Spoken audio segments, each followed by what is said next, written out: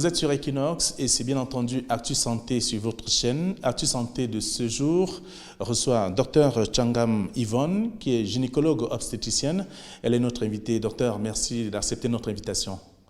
Je vous remercie de m'avoir invité et je suis contente de pouvoir m'exprimer au public, aux hommes comme aux femmes, pour les informer sur certains points. Très bien. Vous êtes enseignante à la faculté de médecine, il faut le rappeler, de l'Université des Montagnes.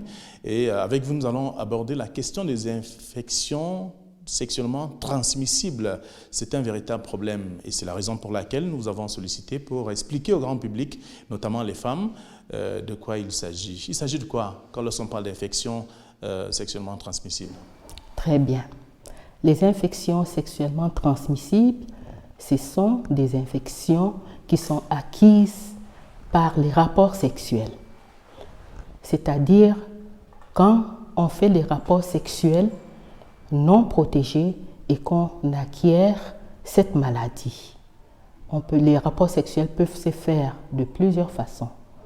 Par pénétration vaginale, des pénétrations aussi orales, des pénétrations anales, ou bien par des frottements sexe contre sexe, ou bien par introduction des doigts. Voilà comment les rapports sexuels peuvent être faits. Maintenant, on peut parler aussi des caresses, des baisers. Tout ça, ça fait partie des rapports sexuels. Alors, est-ce que la dernière phase peut également entraîner des infections sexuellement transmissibles? Vous avez parlé des caresses et des baisers. Oui, possible. Quand vous donnez des baisers, vous ne savez pas s'il y a des solutions de continuité dans votre bouche, c'est-à-dire des micro-blessures. Donc, les microbes peuvent passer par là d'un partenaire à l'autre. Alors, puisqu'on parle des infections sexuellement transmissibles, comment est-ce que vous avez choisi quoi, par exemple? On sait qu'il y a la syphilis, il y a la blénorragie, il y a les chlamydia, il y a toute une panoplie. Je vais vous donner ceux qui sont les plus fréquents. Prenons par exemple le chlamydia, on en parle beaucoup, même le plus gros paysan parle du chlamydia. À côté du chlamydia, il y a la blénorragie, la gonorrhée, qu'on appelle en parole pauvre la chaude pisse. Après la blénorragie, il y a beaucoup d'autres. Il y a la syphilis, il y a l'hépatite B, qui est aussi une maladie, une infection sexuellement transmissible. Il y a le VIH-Sida, qui est sexuellement transmissible, pour ne parler que de ça. Sinon, il y a beaucoup d'autres. Il y a les mycoplasmes, il y a plein d'autres maladies sexuellement transmissibles. Mais ceux-ci sont ceux dont on en parle le plus. Alors, est-ce qu'on va parler des causes en ce moment-là? On va parler des méthodes peut-être de l'infection. Oui, bon, je peux vous dire comment se transmet la maladie. C'est ça que vous voulez dire? Comment se transmet ces maladies sexuellement transmissibles? Sexuellement transmissible, ça veut dire que c'est par les rapports sexuels non protégés. Et la maladie se transmet par voie muqueuse. Ça peut se transmettre aussi par voie sanguine. Et ça peut se transmettre aussi par la voie orale. Voilà comment se transmettent les maladies sexuellement transmissibles. Pour aller un peu plus en profondeur, c'est le mélange du liquide séminal, par exemple chez l'homme, qui pénètre une femme. Son liquide séminal est en contact avec la muqueuse de la femme, la muqueuse vaginale, et alors les microbes pénètrent. Si ce monsieur est contaminé, c'est-à-dire s'il a une maladie sexuellement transmissible. Dans le cas du VIH-Sida, nous savons très bien que les rapports sexuels sont au premier plan. La contamination par voie sanguine aussi est très possible et c'est ce qui se passe le plus souvent. Donc, voilà les voies de contamination. Très bien. Alors, vous avez cité quelques pathologies et comment est-ce que la maladie peut être contaminée. Comment est-ce qu'on sait qu'on est donc victime d'une de ces pathologies infectieuses? Voilà. Le plus souvent, ces maladies débutent très silencieusement. C'est-à-dire, il y a beaucoup d'infections sexuellement transmissibles qui sont asymptomatiques au début.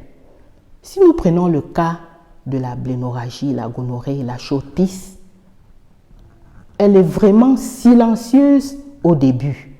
Elle ne donne aucun symptôme. On peut passer jusqu'à la 2e semaine, même voire 3 semaines, chez une femme qui a contacté une blénorragie sans avoir de signes. Peut-être chez l'homme, une semaine après, il peut sentir des picotements au bout du gland, c'est-à-dire au bout du pénis.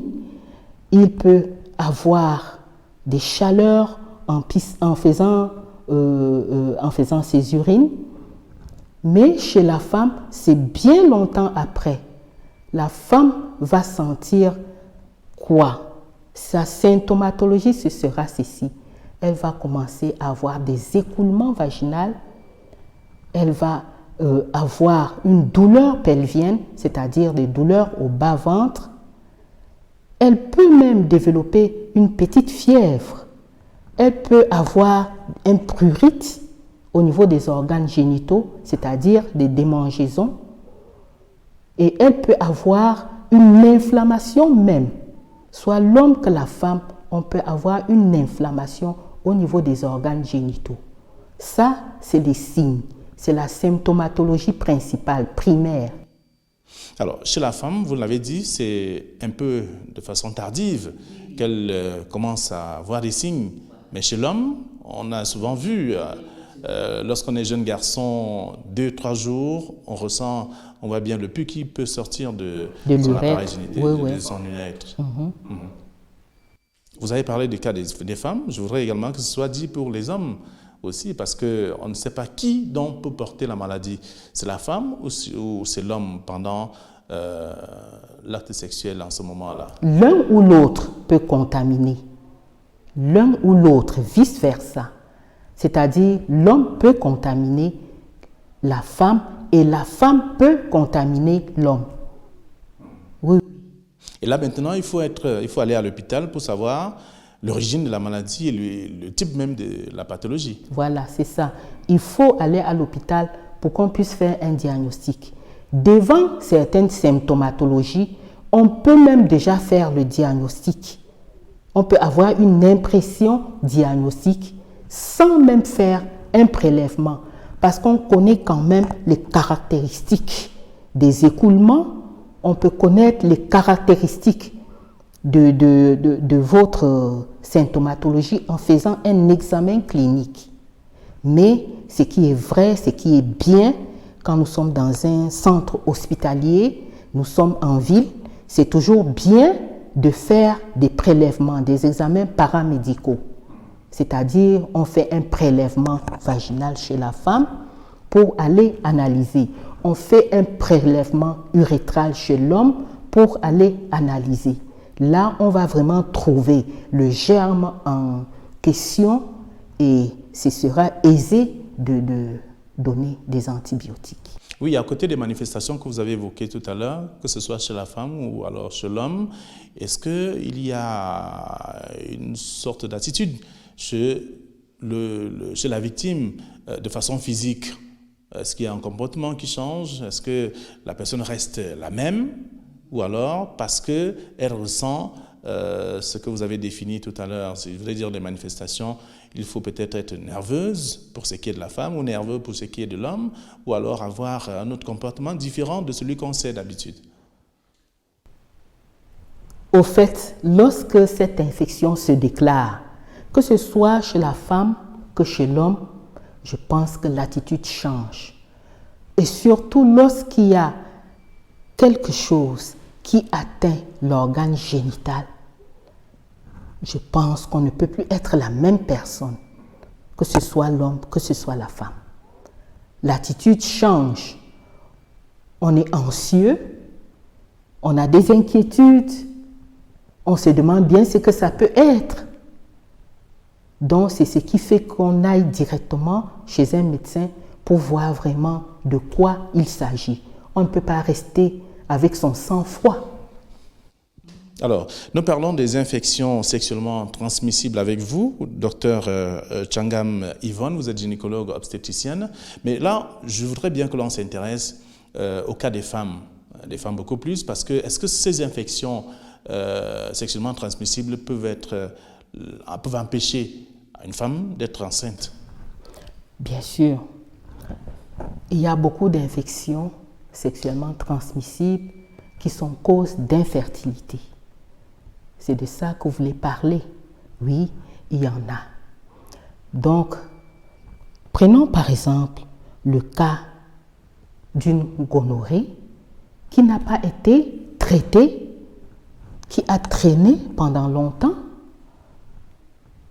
Elle commence dans le vagin, remonte par l'endocole, atteint l'utérus, crée une endométrite, remonte dans les trompes, crée une salpingite, c'est une inflammation des trompes, crée une infection des trompes et puis une obstruction des trompes.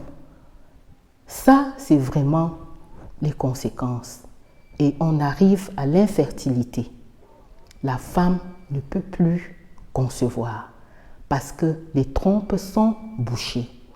Et même d'ailleurs, lorsqu'on a une infection sexuellement transmissible, les microbes qui rentrent dans les voies génitales féminines changent complètement la nature de l'intérieur du circuit génital.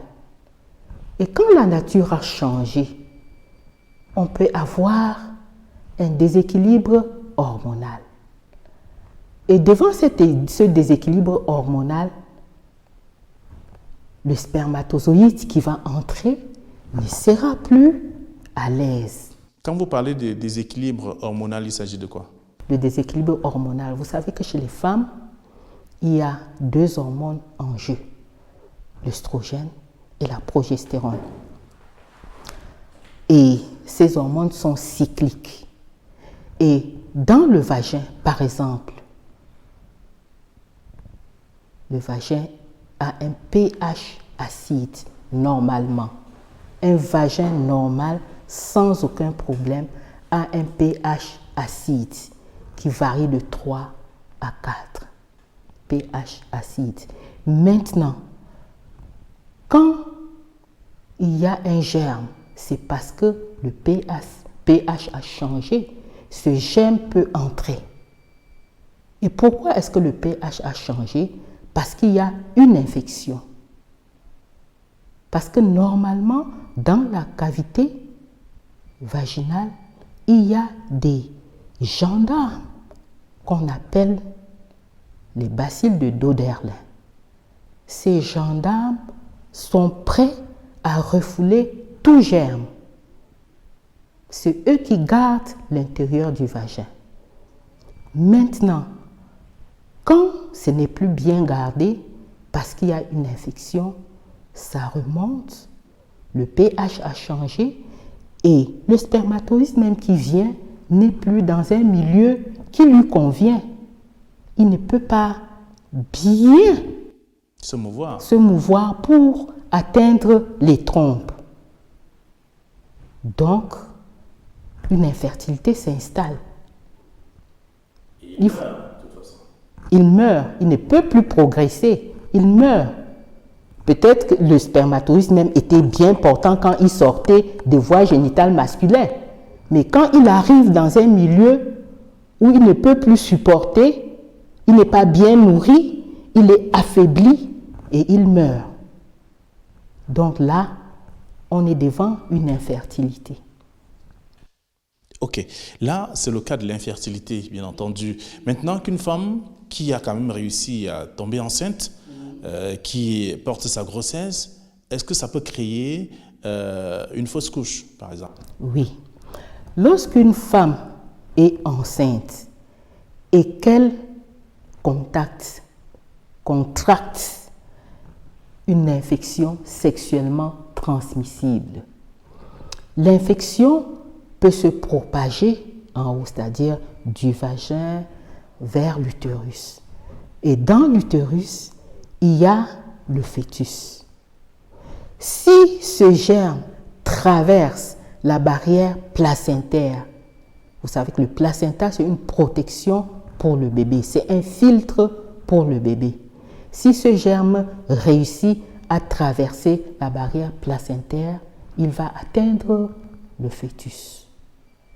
Et on va assister ici, soit à un avortement, soit à un accouchement prématuré, soit à un accouchement normal, mais avec un bébé malade. Alors, c'est une succession de difficultés lorsqu'on parle d'infections sexuellement transmissibles, beaucoup plus chez les femmes. Là, puisque nous restons dans ce cadre-là, alors une femme qui a donc accouché, qui a été infectée sans le savoir, qui réussit à accoucher, vous l'avez dit, l'enfant va sûrement naître avec une pathologie. Voilà, c'est ça. Ça peut être quoi, par exemple? L'enfant peut naître, l'enfant peut naître avec une infection, l'enfant peut naître avec des maux de yeux, ça ce sera le chlamydia trachomatis. L'enfant va attraper ce chlamydia trachomatis pendant sa sortie même, parce que la femme, l'intérieur du vagin de la femme est colonisé par les microbes du chlamydia. L'enfant va prendre en sortant et donc l'enfant aura des problèmes aux yeux dus au chlamydia. Très bien. Et lorsqu'on a fini de faire le tour, peut-être, on n'a pas fait le tour, mais on a quand même évoqué des cas aussi récurrents chez les femmes. Chez les hommes, c'est le même processus pour des hommes qui sont infectés, qui ne peuvent plus faire d'enfants finalement. Oui, les hommes peuvent être infectés. Ça peut nuire aussi à la spermatogénèse. Parce qu'ils sont infectés, la spermatogénèse ne se passe pas bien, c'est-à-dire du début jusqu'à la fin où on a le spermatozoïde, la chaîne ne se passe pas bien parce qu'il y a une infection. Et quand on va faire un spermogramme avec une spermoculture, on va trouver le germe en cause. Là, on pourra soigner. Alors, c'est vrai qu'on va entrer dans la phase de la prise en charge, justement, de tout ce que vous avez essayé d'évoquer concernant l'homme ou la femme, mais beaucoup plus, nous restons avec les femmes parce que vous êtes une femme d'ailleurs et que vous êtes gynécologue obstétricienne et vous rencontrez ces cas chaque fois lors des accouchements, par exemple des cas de pathologie, des cas des femmes qui arrivent avec une infection mais qui accouchent quand même, ou alors qui sont venues parce qu'il y a eu une fausse couche à cause d'une infection. Oui, il y a des femmes qui arrivent avec des infections et qui accouchent quand même. Et puis on les prend en charge, soit elles, soit le bébé, on les prend en charge. Il y a des femmes qui arrivent et qui ne peuvent pas porter la grossesse à terme parce que l'infection est arrivée à un point où il a traversé la barrière placentaire et l'enfant a été atteint et là on assiste à un accouchement prématuré et avant ce sera un avortement. Alors comment se fait la prise en charge donc pour éviter tout ça? Ou alors lorsqu'on est déjà dans cet état, à ce stade, par exemple, d'une femme qui est enceinte et qui attend un bébé, mais une grossesse qui ne peut pas aller à terme. Est-ce que pendant sa grossesse, on peut sauver l'enfant et l'enfant sort ou naît sans maladie, s'il y a une prise en charge?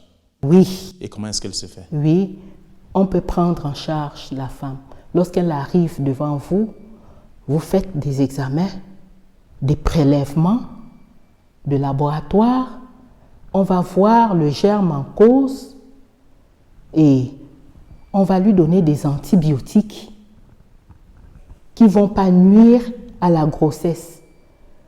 Lorsqu'une femme arrive devant nous avec une menace d'accouchement prématuré, nous cherchons à retenir la grossesse le plus possible. On cherche toujours à sauver les deux.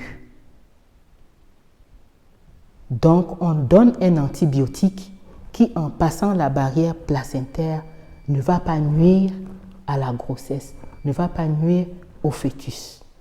On peut arriver à guérir l'infection. Et lorsque l'enfant va naître, on va faire aussi des prélèvements à l'enfant. L'enfant va aller dans une néonatologie, le pédiatre va le prendre en charge. On peut arriver à guérir ces infections. Et l'enfant naît sain. L'enfant peut naître sain ou malade, mais toujours lorsque l'enfant naît, on lui fait des prélèvements infectieux pour voir. Alors, pour éviter tout ça, il y a quand même des préalables qu'il faut respecter. Bien sûr. Entre un homme et une femme. Oui, oui. C'est quoi, par exemple? Quels sont les types d'examens? Pour éviter les maladies sexuellement transmissibles, il y a quand même une prévention primaire. D'abord, chez la petite fille, chez la jeune fille, il y a la causerie éducative. On lui parle des infections, on lui parle de tous les moyens pour se protéger. Souvent, on n'a pas le temps d'écouter tout ça. Il faut passer à autre chose. À part cette prévention primaire, qu'est-ce que nous avons à notre disposition? Nous avons les préservatifs. Il y a des préservatifs masculins, il y a des préservatifs féminins. C'est ça que nous avons à notre disposition pour des rapports sexuels. Il faut protéger ces rapports sexuels. Et à côté de cette prévention, nous devons éviter d'être contaminés. Comment? Nous ne devons pas utiliser les objets intimes avec une autre personne. Par exemple, nous ne pouvons pas utiliser des serviettes d'une autre personne, la brosse à dents d'une autre personne, le rasoir d'une autre personne, le coupe-ongle d'une autre personne. Nous devons éviter au maximum, c'est-à-dire mettre une croix, avoir ces objets intimes. À côté de cela, nous devons éviter, faire très attention quand nous allons dans des WC qui ne sont pas les nôtres. Quand nous y allons, surtout pour les femmes, ne nous asseyons pas sur le WC. Nous allons éviter au maximum. Oui, ça, il faut le faire. Et en plus, je vous dirais, aujourd'hui, contre certaines infections sexuellement transmissibles, comme par exemple le cancer du col de l'utérus. Aujourd'hui, vous savez qu'on a affilié ça aux infections sexuellement transmissibles. Donc, il y a des vaccins pour les jeunes filles. Maintenant, on dit qu'il faut vacciner les jeunes filles de 9 ans jusqu'à 14 ans. Après examen, bien entendu. Bon, après examen, bien sûr, mais parce qu'on s'est dit qu'avant cela, la jeune fille n'a pas encore eu les rapports sexuels. D'accord. Je rappelle que vous êtes docteur Tchangam Yvonne, gynécologue obstétricienne. Vous avez répondu à nos questions. Avec vous, on a parlé des infections sexuellement transmissibles. On n'a peut-être pas fait le tour, mais nous sommes restés sur l'essentiel. Vous êtes d'accord avec moi? Oui, c'est vrai. D'accord. On n'est pas allé en profondeur. Merci d'avoir accepté notre invitation. Merci également à nos chers téléspectateurs qui sont restés nombreux à suivre ce programme. Comme d'habitude, restez sur Equinox et à très bientôt. Au revoir.